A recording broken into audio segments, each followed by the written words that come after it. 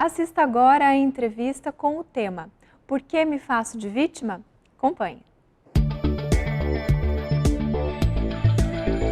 Olá, que bom que você está conosco.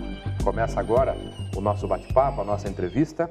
E hoje recebemos mais uma vez o nosso companheiro de programa, médico Marcelo Garcia Colling. Marcelo, seja muito bem-vindo. Obrigado, bom estar aqui de novo. Estamos aqui para falar hoje sobre o cárcere da lamentação, o problema da queixa, não é, Marcelo? Exatamente. Às vezes a gente não para pensar exatamente na queixa como um problema, porque coisas dão errado na vida, isso é fato. A nossa vida é feita de aparentes sucessos, aparentes insucessos e reais sucessos e insucessos.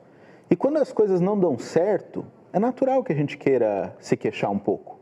E a queixa, num primeiro momento, nos ajuda a refletir sobre o que aconteceu. O que poderia ter saído diferente, para que eu possa pensar o que eu poderia ter feito diferente para mudar esse resultado. Acontece que algumas vezes a gente para queixar e a queixa vira um esporte, um hobby. Às vezes a gente vê as pessoas sentam para conversar uma do lado da outra, um começa a queixar. Não, mas essa sua queixa é pequena.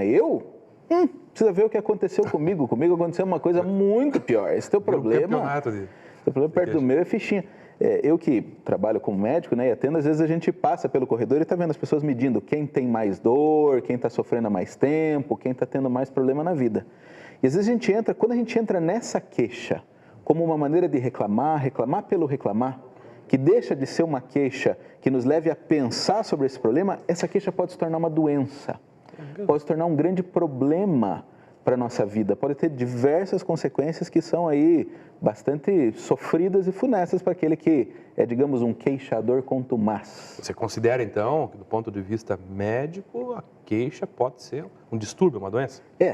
Não vamos chamar de doença porque não tem um código, né, para ela, mas é um distúrbio. A queixa pode ser um grande transtorno para o indivíduo, porque pode levar a várias consequências negativas. Por exemplo, a pessoa que queixa demais, ela frequentemente se vê sozinha no mundo, porque é duro estar perto de pessoas que só queixam, só reclamam, aquelas pessoas que parecem que andam com uma nuvem cinzenta em cima da cabeça dela, que é capaz de botar para baixo qualquer ambiente. Às vezes as pessoas estão felizes e ela chega, mas vocês estão felizes porque vocês não pararam para pensar exatamente na gravidade das situações do momento. E trazem um conjunto tão grande de visões malfadadas em relação ao futuro, que acaba puxando mesmo o humor, vão drenando a vitalidade das pessoas que estão com ela. Agora, não é só o ambiente. É claro que se a pessoa chega a contagiar o ambiente de uma maneira negativa, quem mais sofre é aquele próprio que queixa, porque ele vai se absorvendo aquilo e vai, de uma maneira, se umedecendo desse mal-estar, que naturalmente ele vai sofrer também as consequências disso. Agora, Marcelo, por que as pessoas se queixam, então? Tem vantagem nisso? Se é uma coisa que pode ser vista como um distúrbio, né? Quem sabe até no futuro uma doença, né? Por que a pessoa se queixa, se ela sabe que isso é um negócio ruim? Essa é uma pergunta bem interessante, porque não tem esses queixadores são todos infelizes, por natureza, assim, a gente vê as pessoas, elas não são insatisfeitas crônicas, né? Mas diz a lógica que se aquilo faz a pessoa se sentir mal, também deve ter alguma contrapartida. E o espírito Joana de Ângeles, que escreve aí pelas mãos do médium Divaldo Pereira Franco, diz para nós que uma das coisas que pode levar a pessoa a se tornar um queixador contumaz, um queixador habitual, é que num primeiro momento a queixa pode gerar uma sensação de alívio. Porque quando eu começo a reclamar das circunstâncias, das situações, da interferência dos outros na minha vida que levaram àquele insucesso, então eu estou com alguma dificuldade na vida. Estou passando, por exemplo, por muitos problemas financeiros, por assim dizer. E daí eu começo a entrar naquela queixa, mas ninguém me ajuda, mas o meu chefe me persegue, mas nada dá certo na minha empresa, não sabem reconhecer o meu talento. E a pessoa às vezes entra numa série de queixas assim, que vão dar um alívio porque são os outros que não reconhecem o meu talento, são os outros que não percebem o meu potencial, é o meu chefe que me persegue injustamente. Então eu consigo tirar aquele peso das minhas consequências, eu tiro a responsabilidade dos meus ombros e procuro de outro. Então o queixador, ele está fazendo isso, ele está procurando o ombro de alguém para pôr como perseguidor, para que ele se coloque na posição de vítima. E se eu sou uma vítima, então eu tenho uma razão para sofrer, eu tenho uma razão para estar assim e acaba sendo confortável. Eu vou gerando um pouco de compaixão nos outros com relação à minha situação e aquilo vai me deixando numa posição mais tranquila naquele momento. Agora, lá na origem, na psicogênese disso, por que a pessoa escolheu isso, essa posição na sua existência, a de ser vítima? É uma situação que cada caso é um caso, né? Porque todo mundo conhece uma pessoa que é assim. Garanto que qualquer pessoa que está em casa conhece aquele que é o Hard, né? Tinha esse personagem que é ó vida, ó azar, tudo dá errado na vida dele, porque ninguém ajuda ele nesses processos. E cada uma dessas pessoas tem uma história. A gente deve tomar muito cuidado quando a gente começa a estudar um pouquinho a respeito de um assunto para a gente não ir enquadrando os outros. Mas é frequente que a pessoa que tem esse papel de vítima, por exemplo, nunca foi treinada a assumir responsabilidade. Sempre foi treinada desde a sua infância a buscar alguém no qual colocar a culpa. Ou observou isso nos exemplos, na sua família, ou junto dos pais foi sendo estimulada a assumir esse papel. Mas pode vir de antes disso. E aí que a doutrina espírita vai nos ajudando. Tem pessoas que entram na vida, ainda trazendo muito dessas injustiças que já sofreram em muitas outras vezes, porque há injustiças no mundo. Não há injustiçados porque as coisas acontecem diante do dedo de Deus, né? Deus está controlando todas essas situações, mas de fato, naquele momento há uma injustiça e nós podemos ter sofrido naquele momento uma injustiça e ainda trazer essa impressão de que tudo está contra nós. Também há que se considerar aqueles que têm um certo paranoia, né? Um delírio de perseguição, assim, que acham que as coisas sempre dão erradas com eles, aqueles que, quando programa a viagem de férias, quer ir para a praia, né? Daí chove. Mas só porque eu desci, garanto que se eu não tivesse descido, não ia estar chovendo.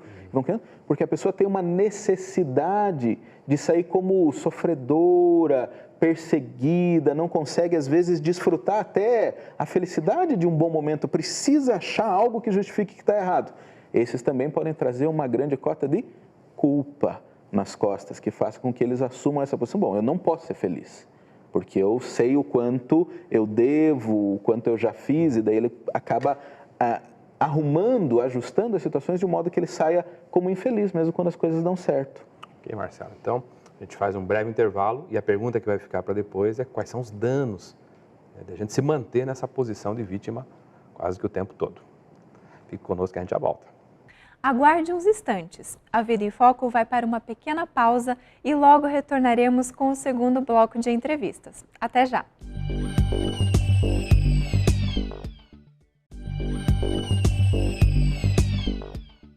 Retornamos com o segundo bloco da entrevista de hoje, com o tema Por que me faço de vítima? Acompanhe. Tudo bem, estamos de volta.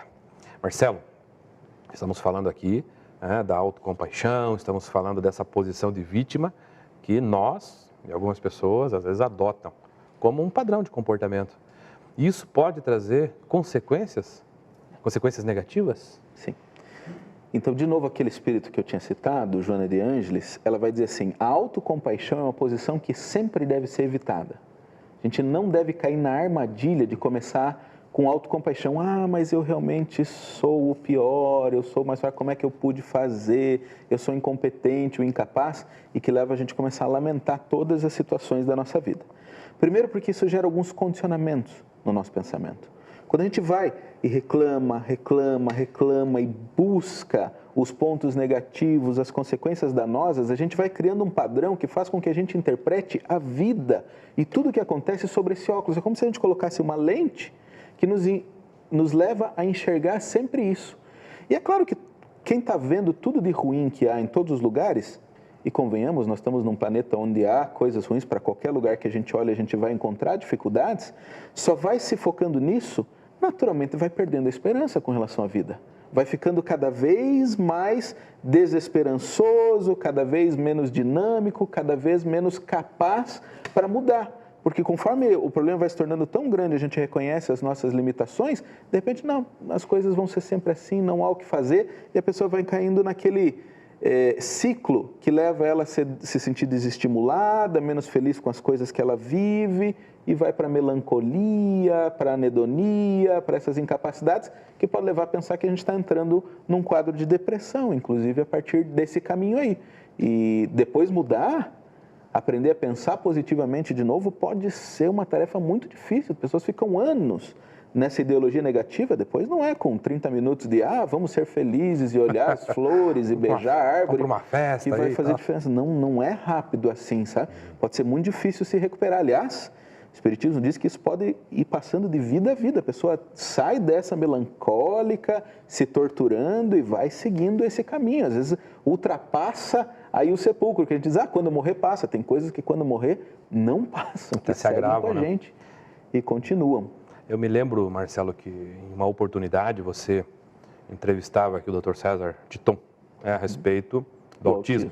E em algum momento você falou que a culpa, a manutenção desse estado de culpa, esse embotamento, né, o indivíduo vai se fechando, pode gerar, pode ser a gênese aí também, né, num renascimento futuro, até de um comportamento autista, alienado, é isso? Transtornos do espectro autista, né? O Espírito Bezerra de Menezes, junto com Manuel Filomeno de Miranda, na obra Loucura e Obsessão, que aborda um desses casos, uma pessoa que ficou muito presa a uma culpa, que ela sentia uma única ideia, daí monoideísmo, e nessa monoideia ele foi se fechando para o mundo de uma maneira que ele já não conseguia essa interação saudável. E quando volta a se encarnar num corpo, carrega ainda essa dificuldade para sair daquele seu mundo interno, né? Está fechado no mundo, então não consegue expressar emoções, expressar sentimentos, expressar uma interação mais saudável com aqueles que o cercam. Uma coisa que a pessoa que está nesse estágio tem que começar a pensar um pouquinho é que a vida é feita dessas dificuldades e insucessos e nós precisamos aprender a lidar com isso. O que acontece? Toda a nossa cultura leva a premiar o sucesso. Então, qual que é o melhor resultado que uma pessoa pode ter numa prova que ela faz? É tirar nota 10.